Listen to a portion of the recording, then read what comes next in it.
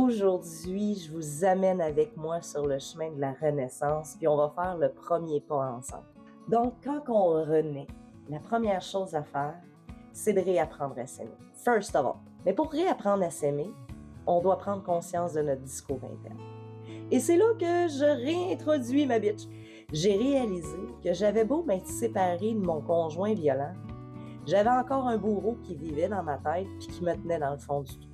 Et je veux que tu prennes conscience de ton discours interne. Tu vas avoir besoin de deux choses. Tu vas avoir besoin d'un cahier, mais ça tout le long de ta renaissance. Tu vas avoir besoin de prendre des notes, d'écrire des choses. Fait que papier, crayon, tu vas voir, ça devient vital. Puis c'est pas pour faire cute, c'est pas parce que j'ai une maladie mentale qui fait que j'aime tout noter avec plein de cahiers. Ça l'active des processus dans notre cerveau, ce qui fait qu'on assimile plus, on prend mieux conscience. Puis le fait de le matérialiser dans ton univers physique, que ça n'existe pas juste dans ta tête, ça te permet de prendre du recul sur la chose. Fait qu'écrire, là, c'est un accélérateur. C'est pareil comme si tu mettrais de la nitro dans ton char. Et là, je veux que tu écrives tout ce que ta bitch te dit. Puis ça se peut que tu broyes en l'écrivant. Moi, je pleure quand je fais cet exercice-là. Parce qu'à chaque fois, j'en reviens pas à quel point je peux être méchante envers moi-même.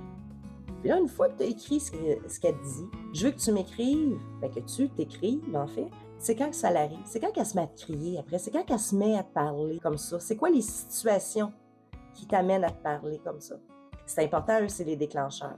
En les reconnaissant, ça va nous aider à réécrire le discours de notre bitch. Une fois qu'on sait ce qu'elle nous dit, puis pourquoi qu'elle nous le dit, ou quand qu'elle nous le dit, c'est plus quand, je veux que tu te demandes si c'est justifié. Ça, c'est important. Parce que ça se peut que ça ne soit pas toujours injustifié. Ça se peut que dans ce qu'elle te dit, il y a des choses qui soient vraies, puis que tu aies besoin de trouver des outils pour t'aider avec ces points-là. Mais dans la majorité des cas, si tu le dirais pas à ta meilleure amie, ben c'est que c'est probablement pas justifié. Une fois que tu sais ce que tu as besoin de travailler, puis ce qui est pas vrai, tu vas devoir te demander pourquoi tu dis ça. D'où c'est que ça sort, cette idée-là? Puis à partir de là, tu vas être capable de reformuler ce qu'elle te dit. Quand tu vas reformuler ce qu'elle te dit, écris-le. Parce qu'au début, quand elle va recommencer à te parler comme une envie caca, ça sera pas naturel pour toi de t'attraper puis de reformuler. De l'avoir écrit, ça va te permettre de revenir à cette écriture-là puis de le lire pour l'imprégner dans ta tête.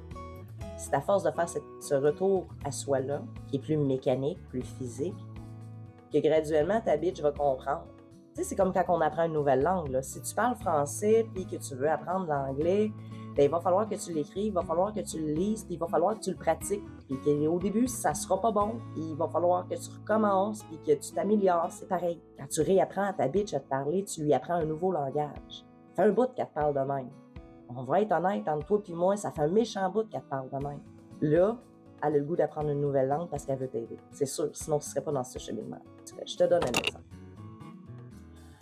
À une époque, ma bitch aimait me répéter que j'étais trop. Je suis trop intelligente, je fais les liens trop vite, je vois trop de choses, je ressens trop de choses, les émotions sont trop intenses. Puis à la fin de tout ça, c'était toujours, il n'y aura jamais personne qui va être capable de vivre à tes côtés. T'es trop difficile. Quand j'ai écrit ça, je me suis questionnée, puis j'ai fait un recap sur mes relations interpersonnelles, puis ça m'a aidé à réaliser que, oui, pour certaines personnes, je suis peut-être intense, mais pour plein de monde, là, je suis géniale. Puis je me suis demandé comment moi, je me percevais. Là, quand j'ai réalisé que j'étais pas trop, c'est une force d'être aussi vive d'esprit, puis de ressentir les choses comme je les ressens, puis de les percevoir comme je les perçois. C'est un don, c'est unique. Je suis pas trop, je suis parfaite pour les bonnes personnes.